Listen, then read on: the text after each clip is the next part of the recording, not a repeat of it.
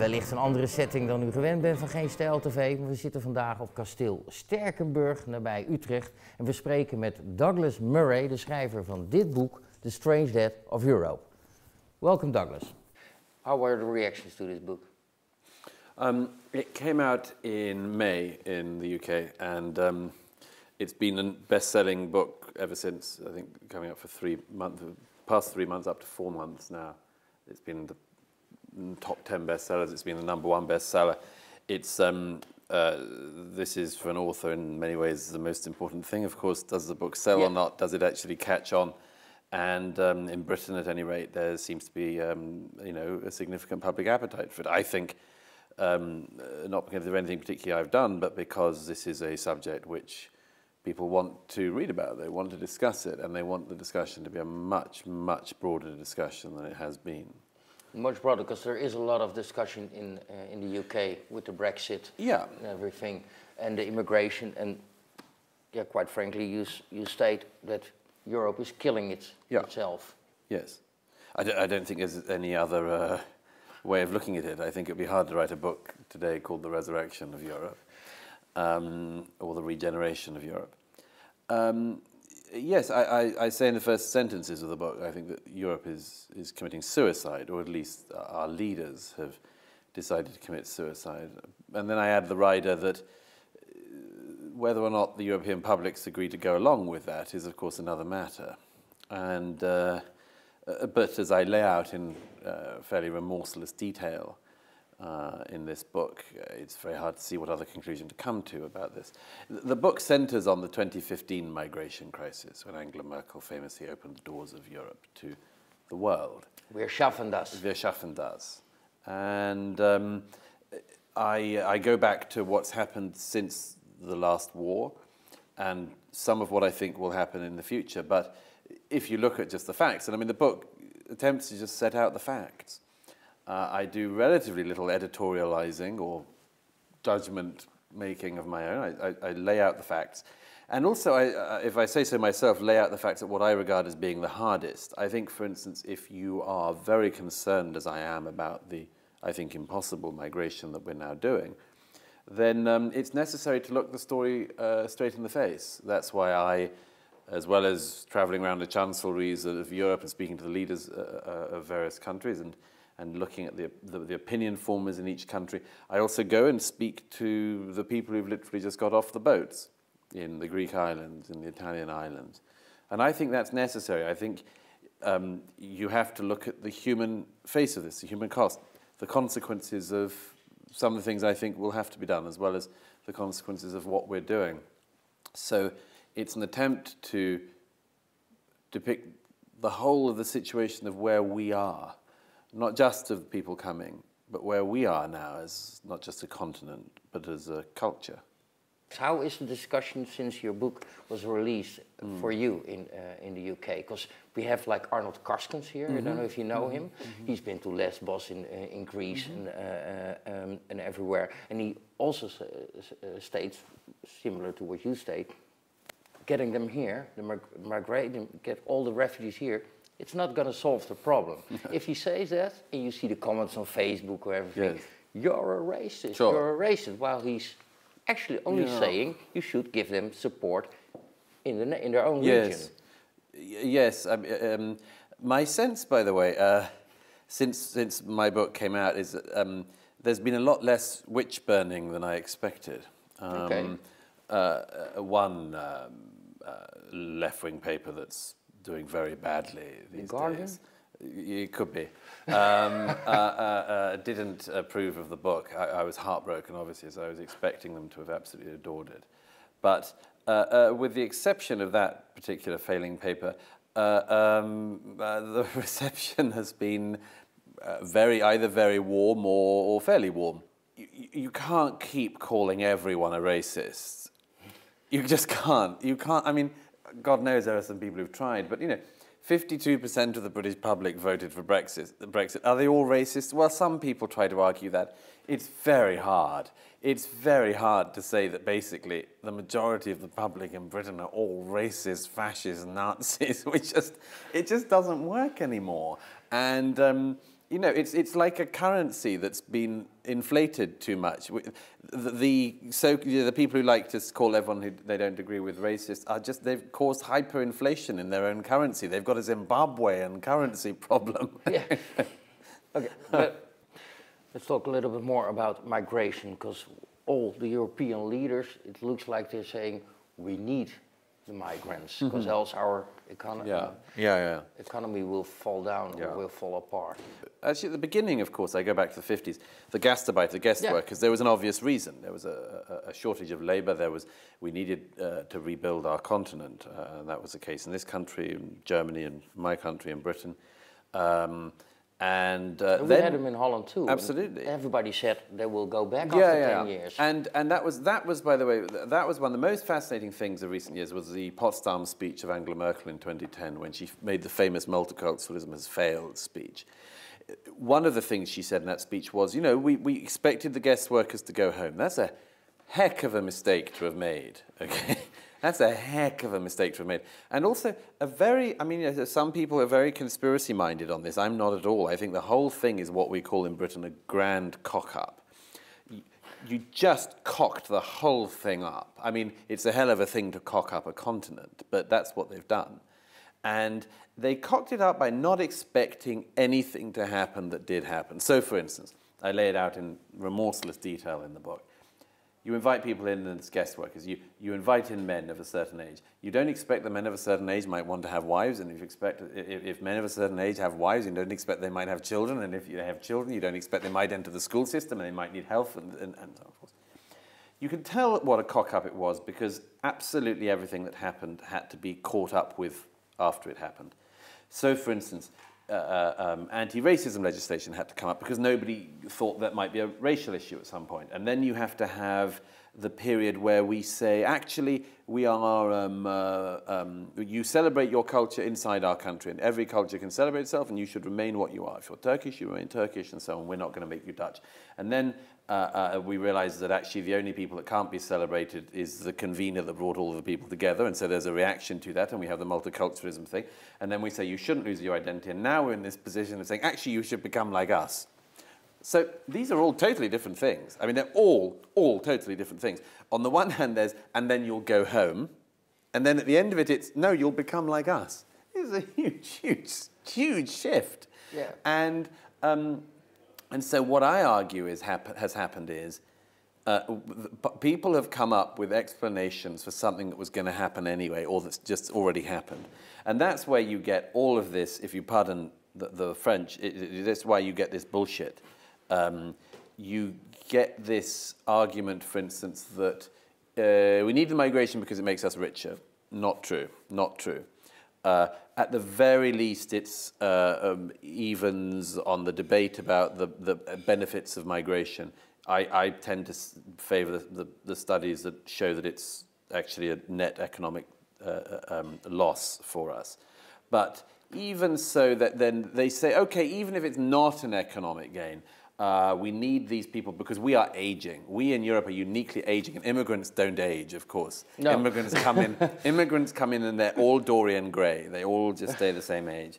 And so then they think the immigrants aren't going to get old as well, or we'll just be able to keep importing people of a young age. And then, of course, there's a pyramid effect, which is that once everyone else is getting old, you need to import more and more people to keep everyone in the style to which they've become accustomed. And that's, in my view, it's not inevitable that we in Europe have to become endlessly growing, endlessly bigger and bigger populations. But this is one argument. And then, by the way, after a whole set of these bullshit arguments, there's one of the final ones, or basically the final one is, it doesn't matter because it enriches us in other ways. So it may make us poorer. Again. It may not be necessary for our societies, but, you know, we get more Afghan cuisine than we used to get, and we get a wider range of Sudanese literature than was available in the recent past, and we get various other things. Is it one big Sudanese writer you can sum up? I wouldn't like to okay. Sorry. This is not my argument. I know. But this is the broad parameters we're in, and then, by the way, there's a nastier one that we get to at the end of that, which is where I think European politicians are broadly at now, which is, well, it's happened, so what are you going to do about it? They're already here, so... And that's really, it's a hell of a tone to speak to a public in. Last attack, Barcelona. How do you think our leaders, like Mark Rutte, our Prime Minister, are reacting to this? Because his statement was like, come on guys, the strongest thing to do to show them is just keep on living, like nothing happened, we're strong, we have courage. Is that a proper reaction? It's a very strange thing, that, isn't it? If we had something like what happened in Charlottesville in the US the other day, God forbid, but we don't hear that. Mark Rutte-like figures never say, what we must do in the wake of Charlottesville is just keep doing what we're doing. We must not change anything. No. It's all, and I think rightly so, by the way, it's all, how can we stop this scourge? How can we attack this? How can we stop it spreading? I think that's exactly the right way to fight far-right fascism. I think it's the right rhetoric to talk about it in. But why do we just live with this one? So another 80 people are killed in Nice. We just must carry on doing what we're doing. 22 people are killed in Manchester. We must not give in, particularly, by the way, this wonderful one, if you're a connoisseur of this stupidity as I am, particularly this one of, we must not give in to hate. I find that one fascinating. You lose people on a regular basis to mass terrorist, jihadist atrocities. And the response of an entire political class is, we must not give in to hate. Don't become like the haters. It's the sort of Britney Spearsization of our response to terrorism. You know, don't let's become hateful. Let's love. Love is the answer. Love is stronger than hate. And then, I don't know, do a rendition of John Lennon's Imagine and things. Or, as it's been since Manchester, Don't Look Back in Anger, really low-grade 1990s Oasis hit. Sure, there's a time for love, but there is a time for hate. And for fighting back. And we are not just mourners at our own societal funeral, who just have to watch endlessly as it happens. But this is difficult, isn't it? And we are all aware this is difficult. Who do we hate? What are the circumstances in which we can hate? What do we do about that? My own view is that we should hate anyone who gives succor to the jihadists very, very much.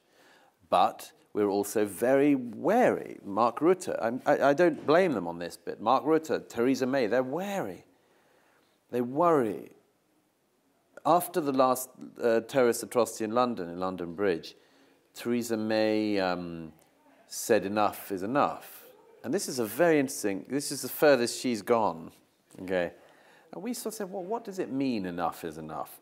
Is it any different from after the 2005 bombings and the London Underground and buses that Tony Blair said the rules of the game have changed? They didn't change. Maybe enough isn't enough. Maybe it's just rhetoric. Maybe we're just going to go on. But maybe they're right. This is a big conundrum for us in Europe.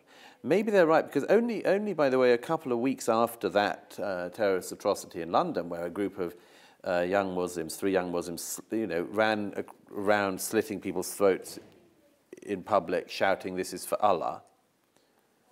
Just after that, there's a trial ongoing, so I have to be careful what I say, but a man drove a truck into a group of Muslims who seemed to have just come out of a mosque in a part of London and killed 1 person. So people in political power are starting to be nervous. And I think they're right to be nervous. And we're all right to be nervous because, as I say, what do we do about this? our political leaders, through their immigration policies, have brought a problem to us that we didn't have. And God knows, we have enough problems in our history in Europe. We have had a lot of problems, and we have problems. We would have problems with or without the immigration. But they've brought us a very particular problem in the Islamic terrorism. And now nobody knows what to do about it. And so we've landed on this, you know, let's not give in to hate, let's just keep going. After the attack in Paris on the Bataclan, our Prime Minister, Mark Rutte, stated exactly, we are dealing with extremists who have only one goal, to destabilize our Western society by spreading hate, division and fear. The best answer to give these barbarians is that we will not be driven apart, not in the Netherlands, not in Europe. Our values and our rule of law are stronger than the fanatism of a small group. We will not be intimidated, we outnumber them. Is that a proper reaction? Yes. I mean, part of that is true, isn't it? The terrorists actually primarily don't do what they do in order to make us into hateful haters. Okay. The terrorists do what they do because they believe a version of their religion that isn't just something they do one day a week, but they believe is the explanation for everything we're doing on this earth, before and after. It's a very profound challenge to what we're doing in our societies, because it says, you believe in nothing. We believe we have something that explains the meaning of birth, life, love, death, and the afterlife. And they are following this through with, I think, very, very detestable but recognizable theological thinking. And they are wanting to invite us to Islam. And that is crazy to you and me. But that's what they're doing. Okay, they're not just, they're not trying to make us hateful, hater, nasty people. They are inviting us to their faith. And the only reason why somebody like Mark Rutte doesn't want to admit that is because they can't. Because if they did, it would first of all invite the public to ask a very, very difficult question. Why did you do this to us? Why did you invite these people who might do this? Why did you lose control of our borders? Why didn't you patrol the Mediterranean? Why was it that the Bataclan cell were able to slip in and out of Europe undetected by using the migrant routes of southern Europe? Why did you fuck up our societies, Mr. Rutte? That was what they would ask. Yeah. And he knows what they would ask. So he has to do this lie, like everybody has to do, of pretending that they, the terrorists, are doing something else. Maybe he gets away with it. I don't know. Do you think that the terrorism is the only problem we have with the Muslims, the immigration of Muslims? No, I don't. No, I mean, I think the terrorism is the hardest edged bit of it, obviously. I mean, like, we're all against being blown up, you know. Yeah. None of us like being shot. And so that one you can kind of unify public opinion on. But it's only a bit of it. Everything south of that, as it were, is harder. And we don't know what to do about it, again. I mean, we don't know what to do with this problem that our politicians have given us, which they have no answer to either. Take an example that's often given of free speech or blasphemy. Most British Muslims, in all the surveys I've seen, don't believe you have the right to blaspheme Islam. There are some polls that show that there are more Muslims getting the idea of free speech now than 10 years ago. And I suppose the hope of people like Rutte and Merkel and co is that by about 2060 or so, most Muslims believe in free speech. What do you think? I think it's an amazingly awful gamble to have taken with our future. It's easy to say, because most politicians, they're 8 years, Sure. 12 years. Yeah. Kohl was maybe 13 years, but But that's it, and then they're gone. So it's quite easy to say. Yes, it's they. I mean, maybe it's cynical, and they're banking on not being around when this clarifies. But I think that's sort of what they're banking on.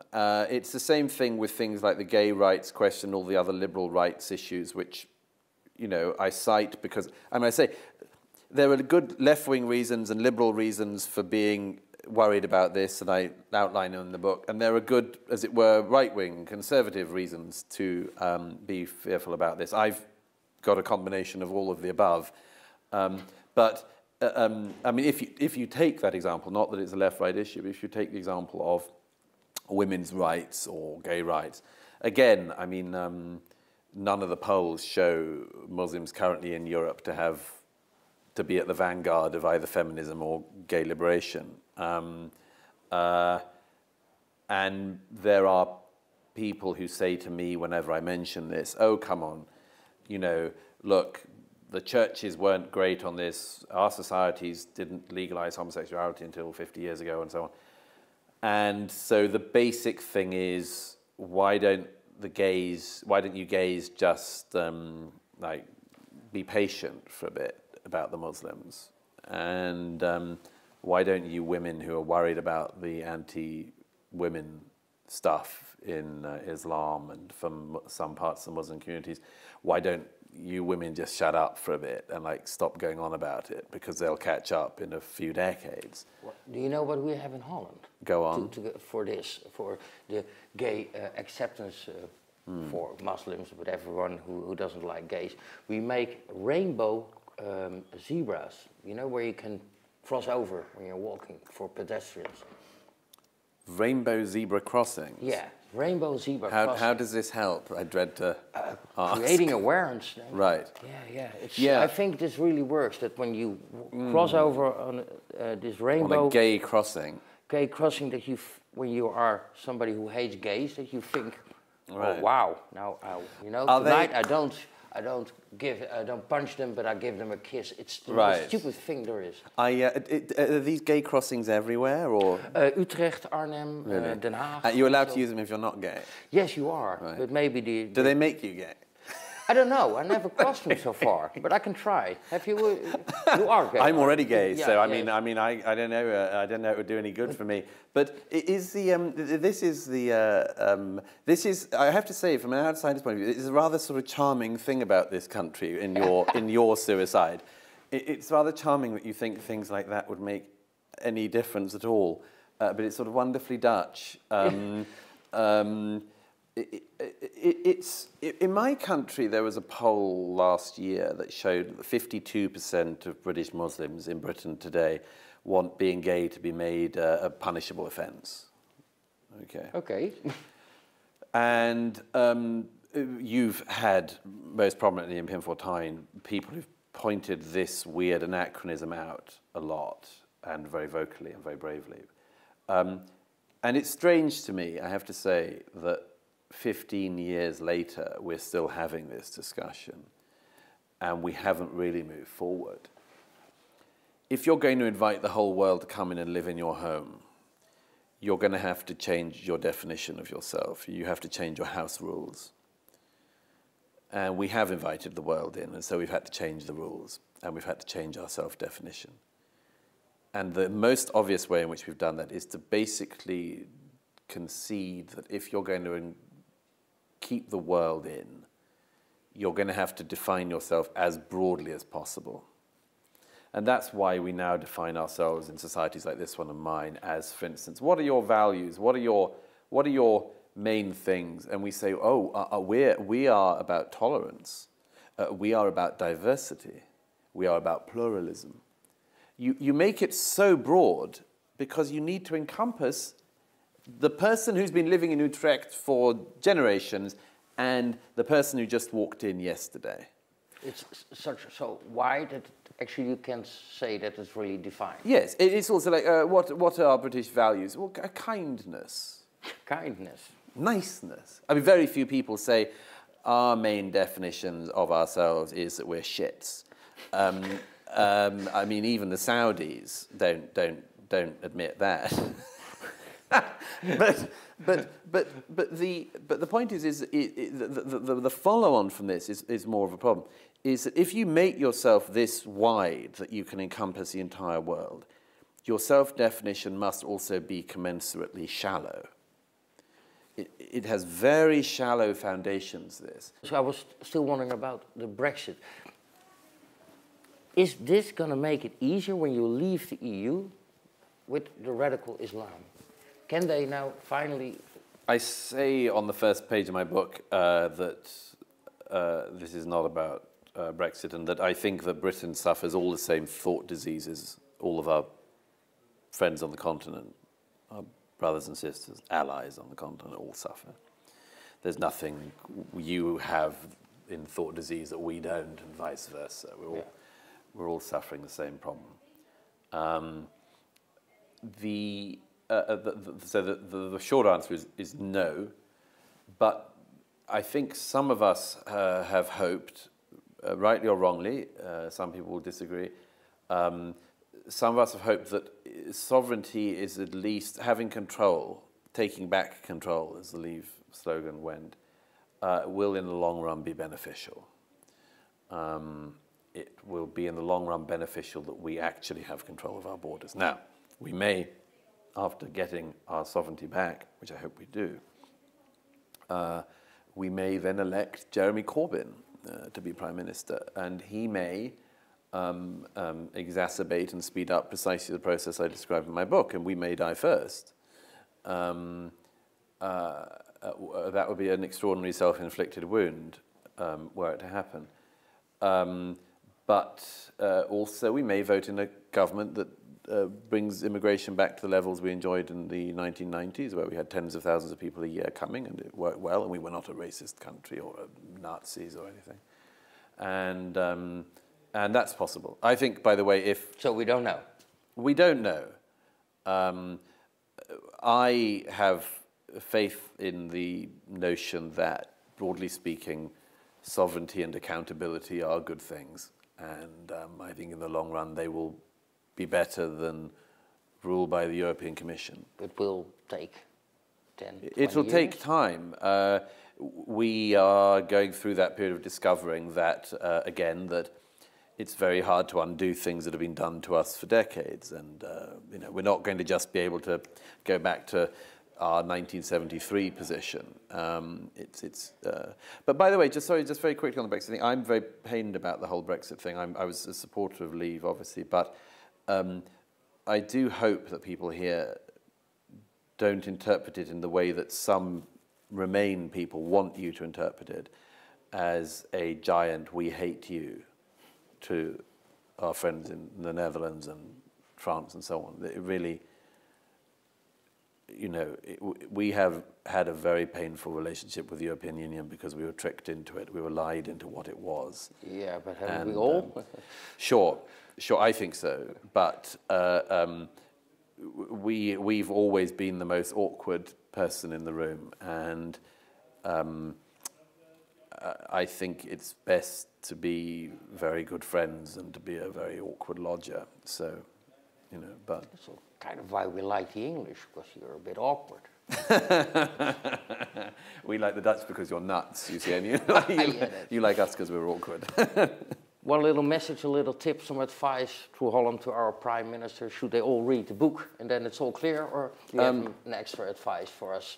Yeah, no. Is there still hope? If Mr. Rutte reads the book and acts on it, he will be in a much better position. I don't make policy suggestions very much. I say what you should do to be sensible and to not die.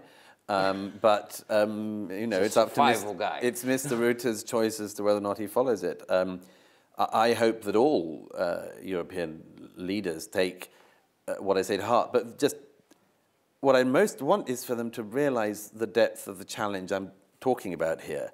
This is not about them fiddling with a little bit of legislation here or passing a bill there or getting the Interior Minister to do this there. It's saying this is, for us, about everything. It's about the whole thing. And if they recognize the scale of that challenge, they would not talk about it in the frivolous tones they do. And I hope that they do pick up the challenge I've put down. But I'm endlessly pessimistic about this and think they'll fail. Have you sent it to our Prime Minister? Or I actually haven't, but you know, I'll sign this one for him if you could deliver it. I will deliver it, but maybe Thierry, because you're invited by Thierry Baudet. Yeah. He's really working now. He is our new politician in Holland. It's a deal. I've given it to various world leaders. I haven't given it to Mr. Rutte, so... But you want? I will do. Sign it for him? I will do. I want to thank you for a great conversation. Thank you very much. Douglas Murray, The Strange Death of Europe. Ik zou zeggen, bestel hem. Dat kan gewoon op bol.com en dergelijke. Wij gaan ervoor zorgen, in ieder geval via Thierry of via mezelf, dat hij bij Mark Rutte terechtkomt.